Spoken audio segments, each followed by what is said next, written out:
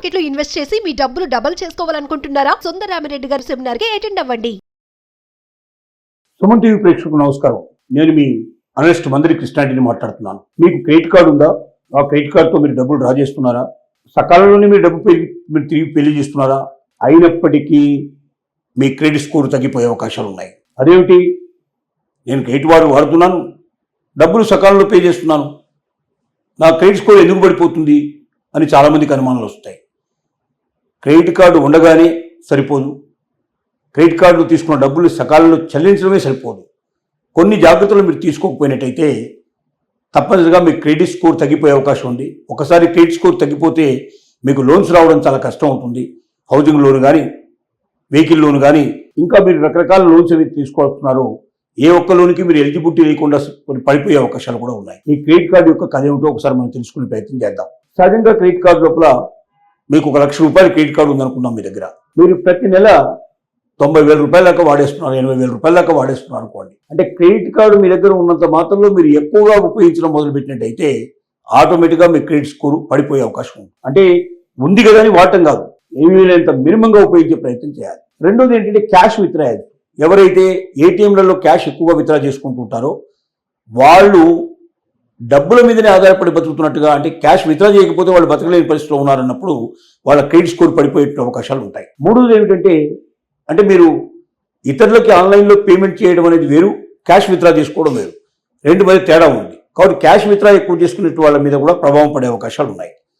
మూడోది ఏమిటంటే, మీరు ఎక్కువగా క్రెడిట్ కార్డును మార్చడానికి ప్రయత్నం చేయడం, అంటే పాత క్రెడిట్ కార్డును క్లోజ్ చేయడం, కొత్త క్రెడిట్ కార్డులు తీసుకోవడం. దీనివల్ల కూడా ఏమవుతుందంటే, మీకు ఒక బ్యాంకు మీద నమ్మకం లేని పరిస్థితి ఏర్పడి ఎక్కువ బ్యాంకులతో మీరు పరిచయం చేసుకునే ప్రయత్నం చేసి ఎక్కువ క్రెడిట్ కార్డులు తీసుకునే ప్రయత్నం మీరు చేసినప్పుడు తప్పనిసరిగా మీ క్రెడిట్ స్కోర్ తగ్గిపోయే అవకాశాలు ఉన్నాయి. ఇలాగే పాత అకౌంట్ క్లోజ్ చేయడంలో డిలే అయినా, డబ్బులు పే చేయడంలో ఏమాత్రం డిలే అయినా, పెనాల్టీలు పడ్డా, ఇవన్నీ కూడా మీ క్రెడిట్ కార్డు మీద భారం పడే అవకాశాలు ఉంటాయి.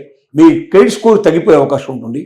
ఎవరి క్రెడిట్ స్కోర్ అయితే తగ్గిపోతుందో వాళ్ళకు బ్యాంకుల్లో అప్పులు పుట్టని పరిస్థితి ఏర్పడుతుంది. శాశ్వతంగా వాళ్ళ అకౌంట్ క్లోజ్ అయ్యే పరిస్థితి కూడా ఏర్పడుతుంది. భవిష్యత్తు లోపల మీరు ఏ బ్యాంకులో కానీ, ఏ నాన్ బ్యాంకింగ్ ఫైనాన్స్ కంపెనీలో కానీ మీరు డబ్బులు తీసుకోవడానికి మీకు ఎలిజిబిలిటీ పోతుంది. కాబట్టి ఎలిజిబిలిటీ పోకుండా చేయాలంటే కొన్ని జాగ్రత్తలు తప్పనిసరి తీసుకోవాలి.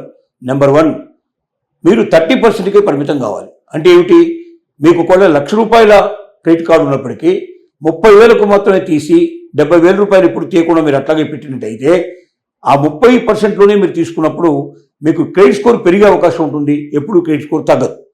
ఇది జాగ్రత్త పడాలి. అలాగే క్యాష్ విత్డ్రాయల్స్ ఎక్కువ మీరు ప్రాముఖ్యత ఇవ్వకుండా ఎక్కువ భాగం మీరు ఆన్లైన్లో ట్రాన్సాక్షన్ చేసుకునే ప్రయత్నం చేసినట్టయితే ఆటోమేటిక్గా మీ క్రెడిట్ స్కోర్ పెరగడానికి పాసిబిలిటీస్ ఉన్నాయి. మూడోది ఏమిటంటే, మీరు పాత క్రెడిట్ కార్డును క్లోజ్ చేయడానికి ప్రయత్నం చేయకండి. ఎందుకంటే క్రెడిట్ కార్డు తీసుకున్నప్పుడు ఆ క్రెడిట్ కార్డు ఉపయోగించండి. అది తక్కువ ఉపయోగించినా పర్లేదు కానీ ఉపయోగించండి. ఎందుకంటే క్రెడిట్ కార్డులను టకటకటగా మార్చేస్తూ పాత వాటిని క్లోజ్ చేస్తూ కొత్త వాటికి అప్లై చేసుకున్న వాళ్ళని ఆటోమేటిక్గా వాళ్ళ క్రెడిట్ స్కోర్ పడిపోయే అవకాశం ఉంది. ఎందుకంటే వాళ్ళు ఉన్నదాన్ని సక్రమంగా యూటిలైజ్ చేసుకునే పరిస్థితి లేదు అని. ఇంకోటి ఏంటంటే, బిల్లు పే చేసేటప్పుడు మీరు ఎప్పుడు కూడా 100% బిల్లు పే చేయండి. చాలామంది ఏం చేస్తారంటే మినిమం అమౌంట్ పే చేస్తూ ఉంటారు. అంటే నాకు క్రెడిట్ కార్డు కంటిన్యూ అయితే చాలు, మినిమం అమౌంట్ పే చేసిన తర్వాత నెక్స్ట్ మంత్ చూసుకుందాం అనుకుంటారు.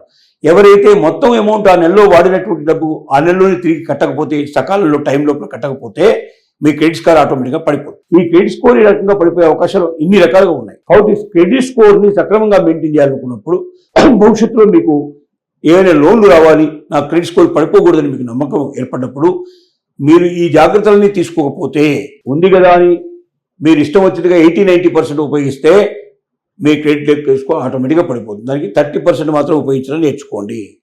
రెండోది ఏమిటంటే, మీరు క్యాష్ విత్డ్రాయల్స్ పూర్తిగా మానేయండి. వీలైనంత వరకు ఆన్లైన్లో చేసుకుంటే మీకు కొంత బెనిఫిట్ కూడా ఎక్కువగా వచ్చే అవకాశాలు ఉన్నాయి. మూడోది ఏమిటి, మీరు బిల్లు పే చేసేటప్పుడు మొత్తం బిల్లు పే చేయండి తప్ప పార్ట్గా పే చేసేసి మిగతా తర్వాత పే చేస్తాం అనుకుంటే ఆటోమేటిక్గా డ్యూ పడిపోతుంది. మీ క్రెడిట్ స్కోర్ యొక్క తగ్గిపోయే అవకాశాలు ఉన్నాయి. నాలుగోది ఏమిటి, పాత క్రెడిట్ కార్డుని మీరు క్లోజ్ చేసే ప్రయత్నం చేయకండి, ఎక్కువగా మార్చే ప్రయత్నం చేయకండి. పాత క్రెడిట్ కార్డు ఉపయోగిస్తూనే కొత్త క్రెడిట్ కార్డు తీసుకోండి. కానీ ఎక్కువగా పాత క్రెడిట్ కార్డును మీరు తీసుకున్నప్పుడు దాన్ని కంటిన్యూ చేసుకుంటూ పోయినట్టయితే మీకు ఎక్కువగా క్రెడిట్ స్కోర్ పెరిగే అవకాశం ఉంది. అలాగే కొత్త క్రెడిట్ కార్డుని ఎక్కువ తీసుకునే ప్రయత్నం చేయకండి. తీసుకున్న క్రెడిట్ కార్డు అయినా సరే 30% మాత్రం ఉపయోగించే ప్రయత్నం చేయండి. ఇట్లాగా అనేక జాగ్రత్తలు తీసుకుంటూ బిల్లులు సకాలంలో మీరు పే చేసినట్టయితే తప్పనిసరిగా మీరు క్రెడిట్ స్కోర్ పెరిగే అవకాశం ఉంది. అంతేగాని నాకు క్రెడిట్ కార్డు ఉంది, నా ఇష్టం వచ్చిన నేను చేసుకుంటాను, నాకేం నష్టం, నేను ఆల్రెడీ బ్యాంకు నాకు పర్మిషన్ ఇచ్చింది కదా, ఏదో కొంచెం మినిమం కట్టేస్తాను, మిగతా తర్వాత చూసుకోవాలి అది పెంచుకుంటూ పోయినట్టయితే మీ క్రెడిట్ స్కోర్ కూడా క్రమంగా డౌన్ అయిపోతూ ఉంటుంది. చివరికి లాస్ట్కు మీకు ఏ రకమైనటువంటి లోన్ రాని పరిస్థితి ఏర్పడుతుంది. మీరు బ్యాంకుల దగ్గర, నాన్ బ్యాంకింగ్ ఫైనాన్స్ దగ్గర చేతులు కట్టాల్సిన పరిస్థితి ఏర్పడుతుంది. తద్వారా మీ భవిష్యత్తును మీరు నాశనం చేసుకుంటారు. మీకు ఈ రకంగా భారతదేశం అనేక రకాలుగా ప్రభుత్వ లోన్లు కూడా ఏర్పాటు చేస్తుంది, ప్రధానమంత్రి లోన్లు కూడా చాలా వస్తున్నాయి.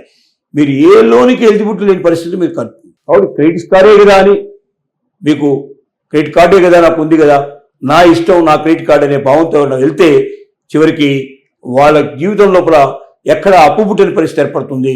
క్రెడిట్ కార్డును ఒక ఆయుధంగా ఉపయోగించుకోండి. నేను చెప్పినటువంటి జాగ్రత్తలన్నీ తీసుకోండి. భవిష్యత్తులో మీ క్రెడిట్ కార్డుకి ఇబ్బంది రాకుండా చూసుకోండి. తద్వారా మీ క్రెడిట్ స్కోర్ కూడా పెరిగేటట్టు చేసుకోండి. అప్పుడే మీకు భవిష్యత్తు ఉంటుంది. భవిష్యత్తులో ఏ అవసరం ఎప్పుడు వస్తుందో మనకు తెలియదు.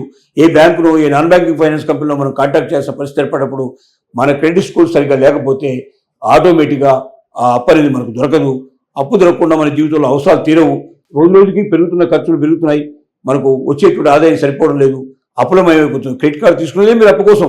కాబట్టి అప్పు కోసం తీసుకున్న దాన్ని అప్పులు సకాలంలో ఎలా చెల్లించాలి, ఎలా జాగ్రత్తలు తీసుకోవాలో చెప్పినవన్నీ 1-10 సార్లు ఆలోచించుకొని మీ జీవితంలో క్రెడిట్ కార్డుని ఉపయోగించుకొని దాన్ని ఒక ఆయుధంగా మలుచుకొని మీ జీవిత అవసరాలు తీర్చుకుంటారో, లేక దానికి మీ శత్రువుగా తయారు చేసుకొని మీ క్రెడిట్ స్కోర్ పాడు చేసుకొని జీవితంలో ₹1 మీకు అప్పు లేకుండా మీరు పుట్టకుండా చేసుకుంటారో మీ మీదే ఆధారపడింది. ఎలా చేద్దామనేది ఆలోచించుకొని మీ జీవితాన్ని నందనమయం చేసుకోమని కోరుకుంటున్నాను.